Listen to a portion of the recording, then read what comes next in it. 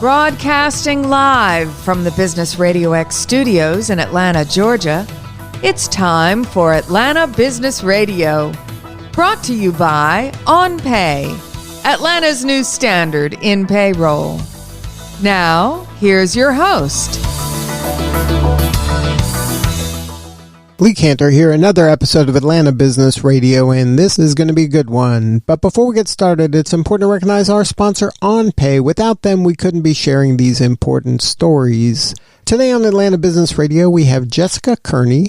She's the Executive Director of the Travelers Institute. Welcome, Jessica. Thank you. Thank you for having me. I'm so excited to learn what you're up to. Tell us about the Travelers Institute. How are you serving folks? Yeah, so the Travelers Institute is the public policy division and really the educational arm of the larger Travelers Insurance Company. And we take on all different public policy topics that intersect with the insurance industry and public policy. Think things like auto safety and distracted driving, autonomous vehicles, cybersecurity, disaster preparedness. And we try and bring insights and education to these topics and really be a convener to advance important conversations on these issues. Now, you were here in Atlanta last week. Can you talk about the reason you came here? Yeah, absolutely. So the Travelers Institute just recently kicked off our fall 2023 cybersecurity education tour. This is part of our larger national series, Cyber Prepare, Prevent, Mitigate, Restore. It's our educational initiative, which really aims to help businesses tackle evolving cyber threats. And I think we all know this. These are evolving every day, every week. And so our first stop on this national education tour was actually in Atlanta, as you just mentioned. So we convened folks from across the business community, insurance agents and brokers, small and medium-sized business owners, for an informational session to really arm them with knowledge around cybersecurity. And we hosted it at the Georgia Tech Research Institute. So we convened experts and partners from across the federal government. So we had folks from the U.S. Small Business Administration talking about cybersecurity for small businesses. We had the U.S. Department of Homeland Security. They've got an arm called the Cybersecurity and Infrastructure Security Agency, or CISA. This is really the lead cyber agency for the federal government, as well as folks from Travelers and data privacy law firm Mullen Coughlin, really to help leaders understand the threats facing them today. And importantly, right, learn what we can do about it. That's the most important piece. We started this series back in 2016. So we've been at this for many, many years, but really focusing on those small and mid-sized business owners, arming them with the knowledge that they need to protect themselves from cyber threats. And since that time, we're really proud that we've hosted nearly 60 in-person events. We've hosted a number of national webinars that are free and open to the public, bringing folks together with risk experts, government experts, to discuss best practices and access resources. In the last 2 years alone, we visited 15 cities, and we really prioritized collaboration across the federal government, as I mentioned, so bringing in multiple perspectives to help business owners hear about this issue from every angle. We were just in San Ramon, California last week, and October, looking ahead, is National Cybersecurity Awareness Month. So this is a aptly timed conversation. There's going to be lots of conversations taking place across the U.S. in October around cybersecurity awareness and education. We'll be in Worcester, Massachusetts, and Kansas City, Missouri coming up in October. And then in November, we're going to head out to Washington State, to Bellevue, Washington, and we'll wrap up the series this fall in Dallas, Texas. So lots going on in the month of October. And your listeners can join us at travelersinstitute.org for our virtual or in-person programs. Now, you mentioned small to mid-sized businesses, and this issue may not be top of mind for those folks. Can you explain how important maybe cyber hygiene is for that small to mid-sized business? Because they might think, look, the old saying, the people rob banks because that's where the money is. And these small businesses may not feel that they're at risk, where some of these mega firms or these large healthcare financial services companies, have, teams of cyber experts deployed to protect them. But a small business, they don't feel the threat, or they don't understand that the threat is to them as well. Can you explain how important it is for small to mid-sized businesses to really invest in cyber hygiene? Absolutely. So we know that all companies are vulnerable to cyber attacks, regardless of size. And that's why it's really important to understand the risks and to foster a culture of security across your business. And so I think that's the point of our educational initiative, as I just mentioned, and I'll give you some stats to kind of back that up. So for the last 10 years, we've been surveying this Travelers Risk Index that we publish every year. Cyber risks have remained among the top overall business concerns among business leaders of all sizes. Despite everything else, right, that's going on in the broader business community. So we've got workplace and workforce risk challenges, the economy, energy costs. You think about supply chain risks, all of these things that we know that business owners and leaders of all sizes need to be concerned about. And cyber has continued to be among the top. For the 7th consecutive year, our more survey respondents said that their company had suffered a data breach or a cyber incident. So 26% of companies said that they had been a cyber victim in 2022, with nearly half of those reporting that the event has happened within the past 12 months. So fairly recent time horizon. In addition, of those who had said that their company had suffered a data breach, 71%, and this is alarming, said they've been a victim more than once, right? So this is really happening. This is out there. And I think we see a disconnect. So when we talk about, small to mid-sized businesses, we're seeing that many in the survey are very confident that they've implemented best practices, that they need to prevent or even mitigate a cyber event. Yet we're also finding that most businesses have actually not implemented some of those basic prevention measures. And so I think this is where we can't underscore it enough. Education. And that's why we've undertaken this tour. There is so much that you can do. Some of it is, low cost, no cost, to help arm your business to be ready and to be able to bounce back. There are really significant steps that you can take. And those are all, part of our tour and why we're out there having these conversations. So what are some of the attacks? Like what are some of the things that are happening to the small to mid-sized business, the breaches? What exactly is going on so that the person maybe these things are happening and they're just saying, oh, this is just things that happen. Like they're not taking it as seriously as maybe they should. So what are kind of some of the common breaches or attacks that are occurring? So we've found in talking to our experts that cyber criminals often go for the low-hanging fruit, right?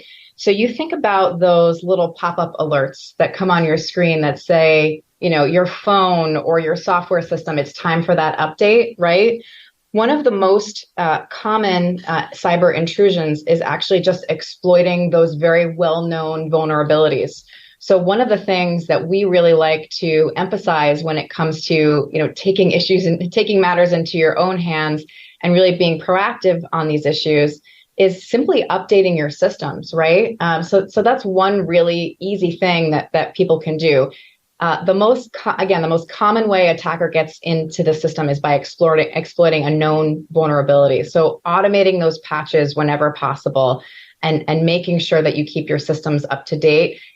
Sometimes it's the really simple stuff. I think cybersecurity can seem like, and many times is, this big complicated topic. But more often than not, when you do the simple things, it can really arm you against and protect your organization. So I know for myself, I've gotten to this level of paranoia when it comes to like emails or any type of communication on the internet. If somebody asks me to do something, my instinct isn't to click on the thing. It's to go to the website of the entity and then check to see if this really is a thing. Is that just me being paranoid, or is that just kind of the due diligence you have to do nowadays? I think it's part of that due diligence. I think you're right. I think that all of us as individuals collectively are getting a little bit smarter when it comes to clicking on links and, being pulled in. But also the sophistication of some of these attacks are getting better and better, right? So it's this balance between trying to stay ahead of the latest attack and the latest scam. And I think, organizations can and should be testing their employees and sending these educational awareness campaigns in a safe environment. So if an employee does click on a link that is suspicious, you can use that as an opportunity to start a conversation and provide that educational training. So that is definitely one of the recommendations, is for employers and organizations to have these cybersecurity trainings within their companies for their employees, and have that conversation and really build it into the culture, right? And that's not an easy thing to build a culture, but it's a really important one. And to bring all employees on board is really important. I think you just hit that on the head. So now, what are some of the other kind of low-hanging fruit? You mentioned low cost, no cost things that organizations can be doing to protect themselves. Yeah, so I'd say one of the big ones is multi-factor authentication. So you think about when you potentially log into your personal banking, for example. I think that's an example that could be familiar to folks. You often are asked to set up two-factor authentication, where you might get texted a code. So you'd have to sign in with a username and password, but then you have to have this other layer, the second factor, where you verify your identity and verify who you are. So according to Microsoft, simply doing that, that alone can really stop an attack in its tracks. So if you have those types of verification systems on your most important logins, your most important systems, that's shown to be 99.9% effective at stopping intrusions. And I mean, I can't underscore that enough. That's just an incredibly powerful number. Multi-factor authentication is usually inexpensive. It's often easy, and it's very, very effective. Sometimes people can say the reasons they haven't done it might be inconvenient, or they don't know what systems to begin with. But that's one where we are really encouraging everyone to lean in, learn more about it, and implement it across their systems. It's very, very effective. Now, when you're an organization and you start kind of understanding the threat level, it's important to understand the bad guys too. Who are the bad guys, and is this? It's no longer kind of this lone wolf, right? These are kind of organized entities that this is their job. They're going into an office and whiteboarding and coming up with strategies. Like, it's not just somebody in the basement eating Cheetos trying to hack into a system for laughs. Yes, it's increasingly sophisticated and increasingly, to your point, operating as a business model, right? But cyber attackers can really come from anywhere. So they include anything from hackers, you think state-sponsored cyber attacks that might target infrastructure like banks or utilities, or even hacktivists, which means they could break in for political reasons. But I think you're right. And I think bottom line is, no matter where they're coming from, those same cyber hygiene, same cyber preparedness best practices still apply to help an organization protect themselves from any of those, all of the above. Now, is it kind of like whack-a-mole? Like, you start figuring out how to defend yourself, and then they're coming up with ways to then exploit something, and then it's just a never-ending thing? Like, is this something that we're ever going to have an answer where it's like, oh, this problem's behind us now?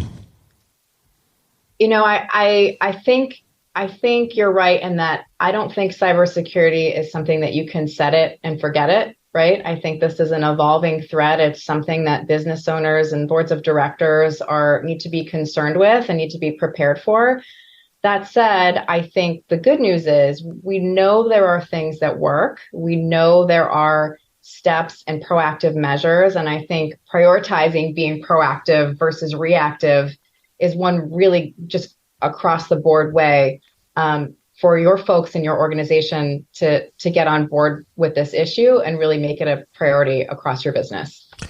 Now, you mentioned that Travelers has been evangelizing and educating for a while now.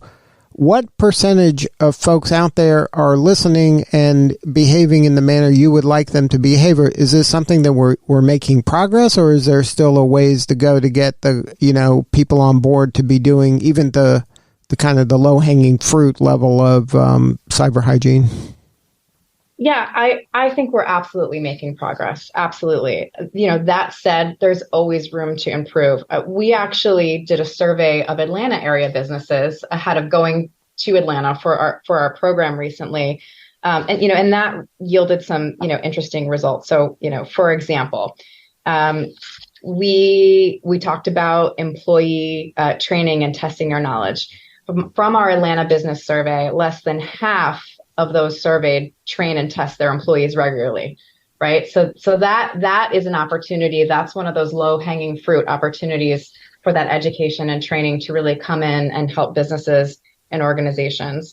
62% in Atlanta said that their company or organization could handle the cost and logistics if a cyber event were to occur. So that's a really great sign. So there are good signs, there are positive signs, but there is always more that we should do. And I think, as with any evolving area of business, it's something that we need to stay vigilant on and stay on top of. And I guess one other thing I'll add to that when we're talking about vigilance.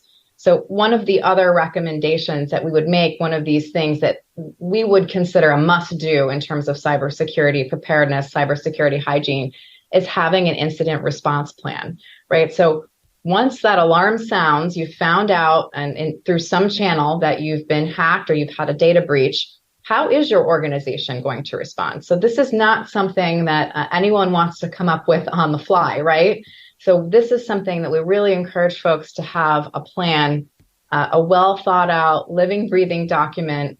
Who's going to do what? When are they going to do it? Like the exact concrete steps for the moment of crisis, right? So you wouldn't want to be standing there figuring it out when it's actually happening.